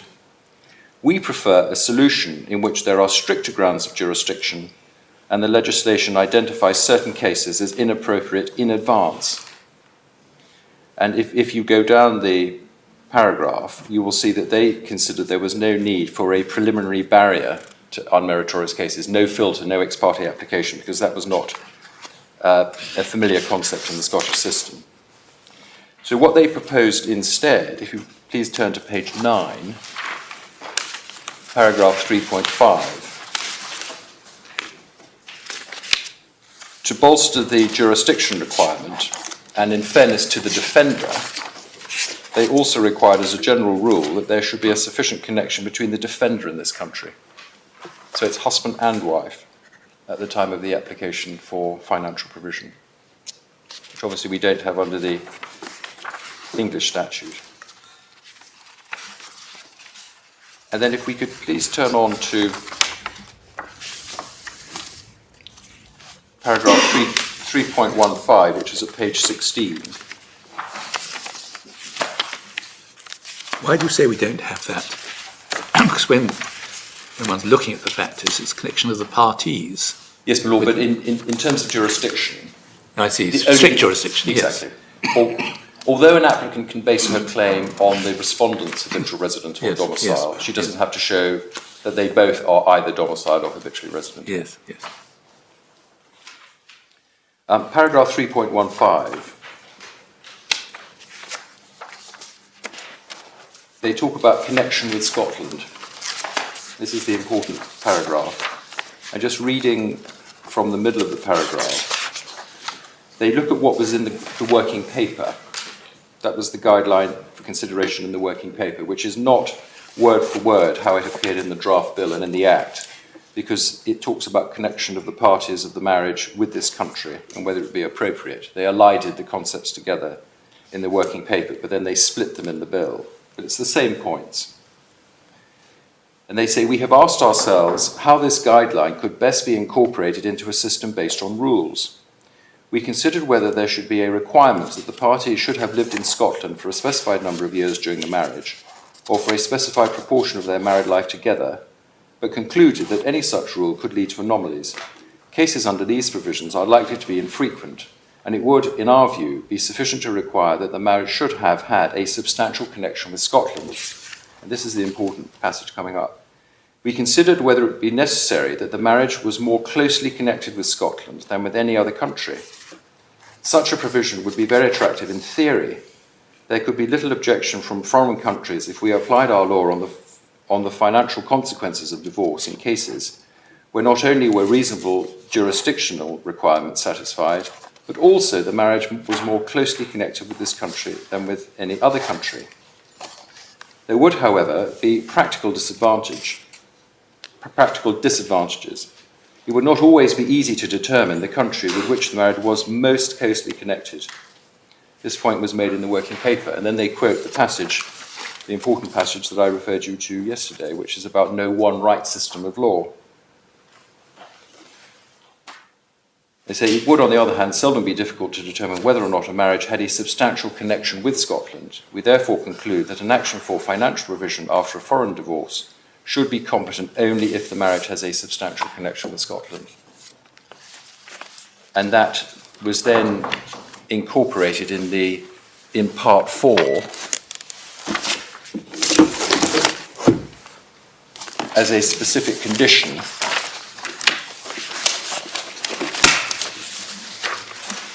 in Section 28 of the 1984 Act. Subsection 3, E.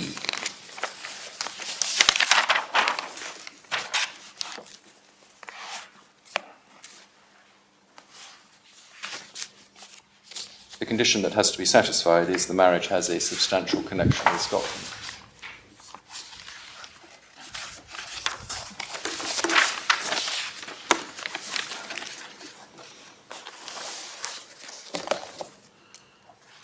So my submission is that taking the helpful commentary in this Commission report, you can perhaps derive some principles to apply in this case on the basis of looking at the connection with England as being one of the important criteria to have in the objective.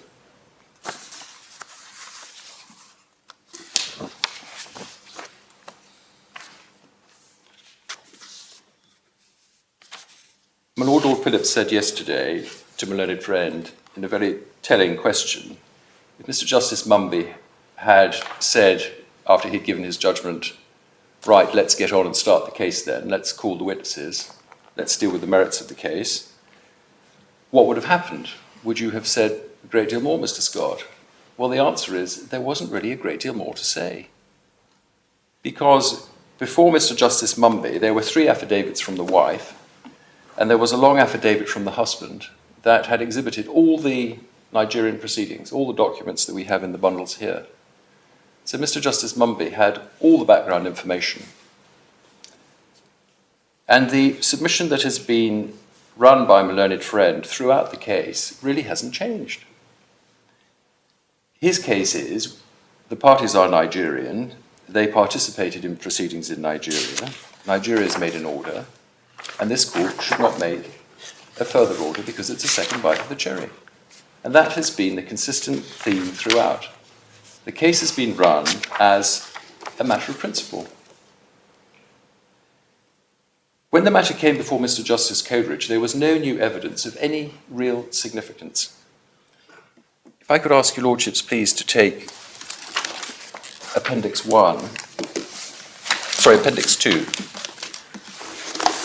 Appendix 2, I will show you the affidavits, the additional affidavits that were before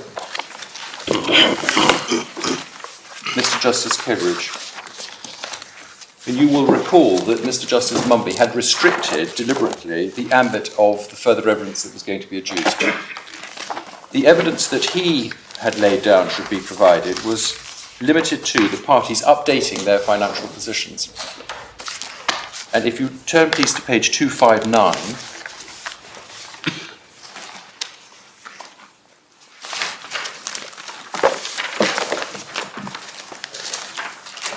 sorry, I beg your pardon, it's page 278. 278.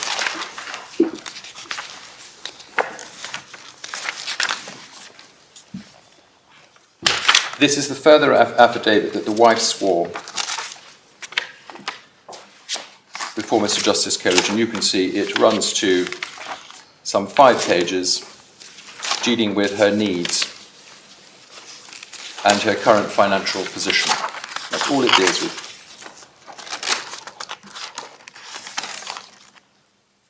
On page 284, between pages 284 and 292 is the affidavit that the husband swore. Again, it's not particularly long. It goes into some of the background to the case, which I'll refer to in a moment. It deals with the children, and it deals with his current capital and income position.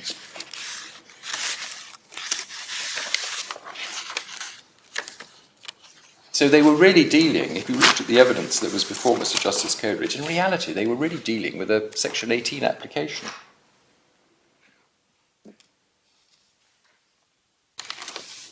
And just to make another point in relation to the children, to pick up on the point made by my Lord Roger, the husband's own case in relation to the children emphasises the strong connection that the children have and where they are located. If your lordship turns to page 287,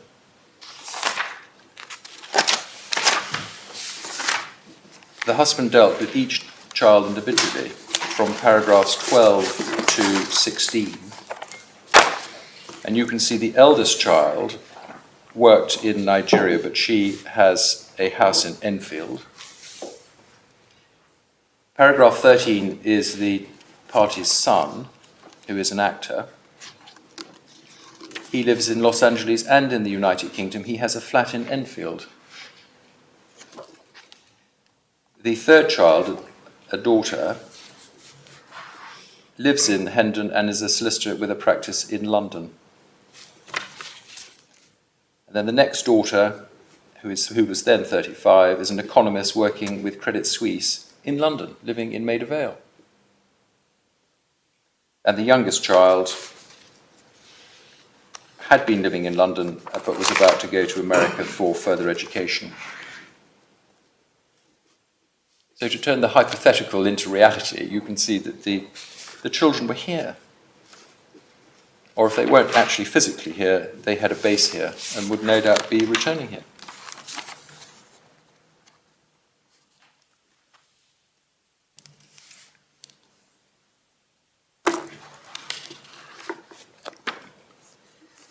At the hearing before Mr. Justice Coleridge, the main dispute in terms of the evidence that was given was in relation to the period of time that the wife had spent in England. The husband was contesting that she had been living here since 1999. That was what the main ambit of the evidence was about. And on that point, as the learned friend conceded, he really lost. The judge found that she had, in the main, been living here since 1999. And that was really the main point that the judge resolved. That was the main dispute of fact between the parties. So there was no new evidence. So in answer to what my Lord Philip said yesterday, the answer is nothing of substance changed in the case. No new issues emerged, no new evidence of any significance emerged after the hearing before Mr. Justice Mumby. And we say in those circumstances it was entirely appropriate for Mr. Justice Coleridge to conduct an abbreviated hearing in the light of the detailed judgment that Mr. Justice Mumby had given, which had been approved by the Court of Appeal.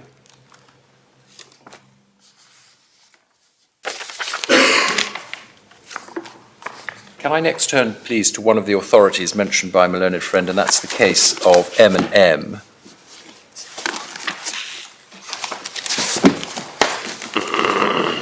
Which is in Authorities Bundle 1.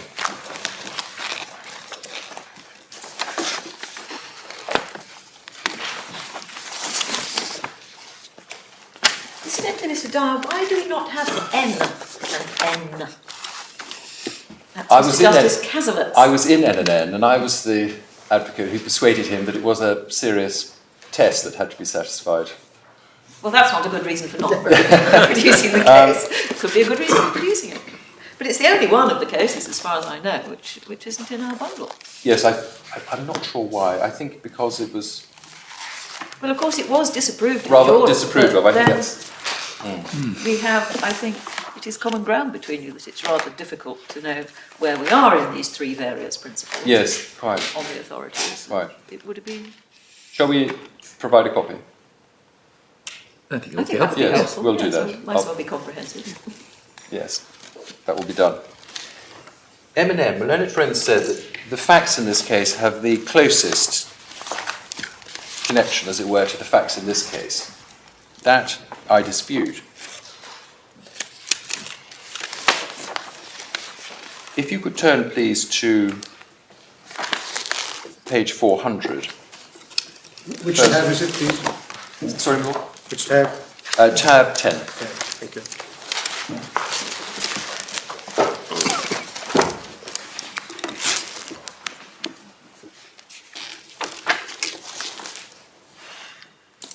This case was, of course, not a case about Section 16 at all. It was another case about Section 13. And also, it was a dispute in financial terms about not a great deal, as you'll see. In the third paragraph of Mr. Justice Thorpe's judgment, you can see that in the very last two paragraphs, you can see that the parties had actually left a flat that they had owned in Chiswick. They had let it out when they moved to France, and then it was sold. And thereafter, the matrimonial home abroad was always rented. So there was never really a property issue in this case. And then if you read the next paragraph, in 1985, they went to a house in Saint-Germain, but that was a house that was purchased using capital from the husband's mother, and the property was bought in her name. These parties had no capital assets. You will next see that what the wife did in this reported case, unlike in the present case before you, is that she started proceedings in England. First of all, she did not pursue her petition, and then, as you can see at the top of page 401, she agreed by consent to the dismissal of her petition. So she embraced this jurisdiction and then declined to use its powers. She then embarked on the French proceedings, and there was a hearing in the French proceedings. The relevant order that she was objecting to, that was made in France, as you can see in the middle of page 401 at C, was that she was given a periodical payments order of 5,000 francs a month for a term of 3 years. That is really what this case is all about, a term order. And then the courts also, as you can see at the bottom of that paragraph, at D, the courts appointed a notaire to carry out the winding up process of the respective property interests of the parties under judicial supervision. But there was no real property. So her gripe was the 3-year order. And if you go on in the judgment to page 405, at little f, when looking at the position in relation to the property, just below f, Lord Justice Thorpe says, I say that the point is academic only for the reason that since it is common ground that there is no property in issue, it seems to be intensely unlikely that there will ever be a disputed notarial reference to the court in Versailles.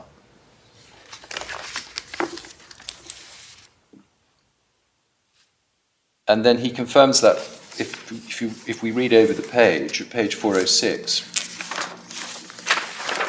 Mr. Everell, who was appearing for the husband, said she was seeking to enlarge or improve upon the package designed for her by a judicial process in Versailles. He says, ask the fundamental question, what is it that she seeks to gain by this application if leave be granted? What is the target?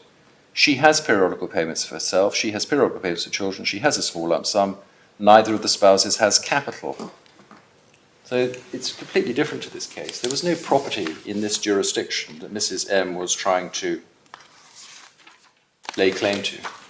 And then in the final paragraph on page 409, it's important to see what Mr. Justice Thorpe actually did. He didn't dismiss her application under Part 3. He adjourned it generally with liberty to restore, because he was concerned about the hardship of the term order.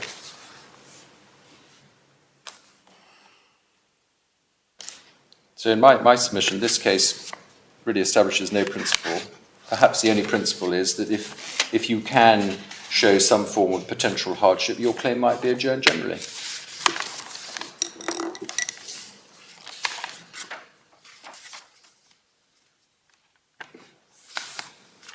I have 2 further points. My learned friend made the point about maintenance in cases involving EU countries. If you have a maintenance order made in a European country, and then you make a claim here for maintenance, I accept that there is a prospect that your claim could be struck out because of the prospect of irreconcilable judgments. I accept that. But Brussels 1 specifically does not apply to rights in property arising out of a matrimonial relationship.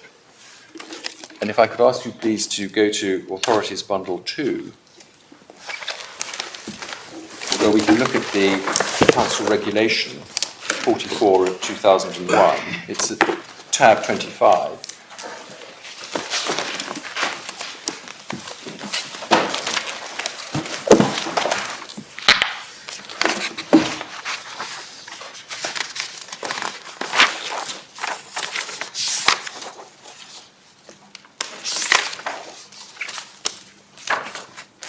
if you turn over the page, please, to where it says Article 1 on the right-hand side of the page, Chapter 1, Scope, Article 1, deals with the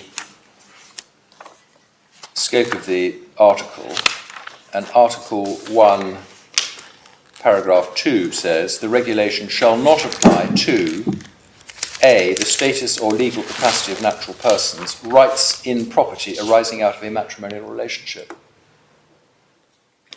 This regulation only applies to matters in relation to maintenance, which you can see over the page at Article 5.2. There is a special jurisdiction in Article 5.2 to deal with matters relating to maintenance.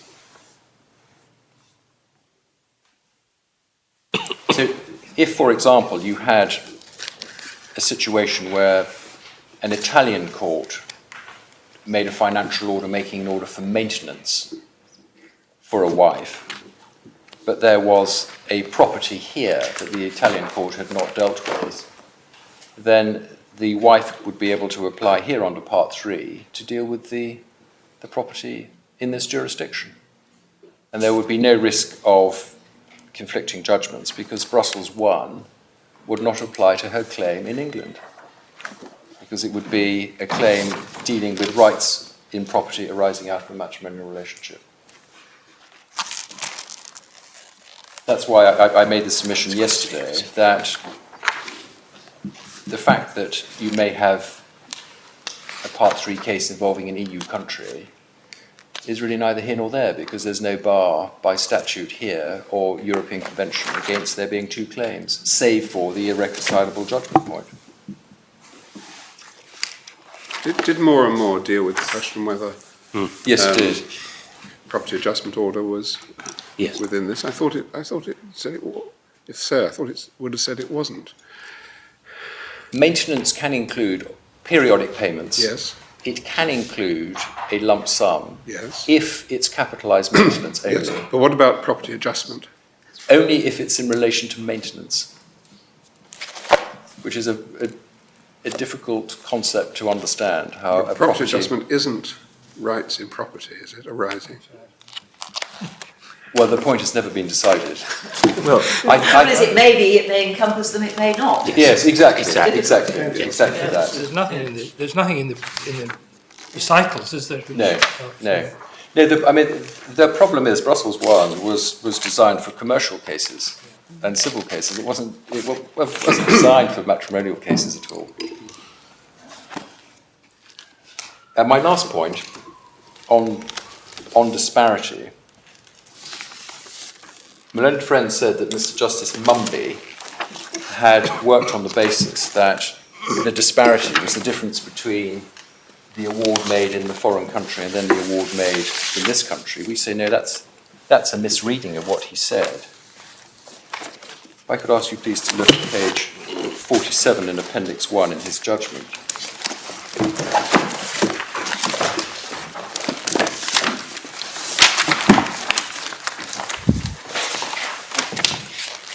Page? 47. Sorry, my lord. Page 47. Paragraph 60.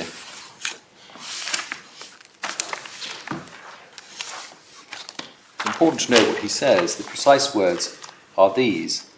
What is, in my judgment, the very considerable discrepancy, indeed, between the aggregate value of what this court will consider to be the relevant matrimonial assets, not what this court considers to be the relevant award made by an English court.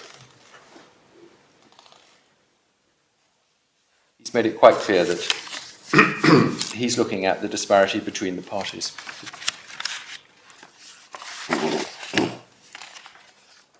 My lord, might I just take brief instructions? Factual issue about the grandchildren. Yeah, don't worry about that. Lord and Lady, unless I can help further, there's my submission. Thank you very much. We're grateful to counsel for their submissions and we will reserve our judgment.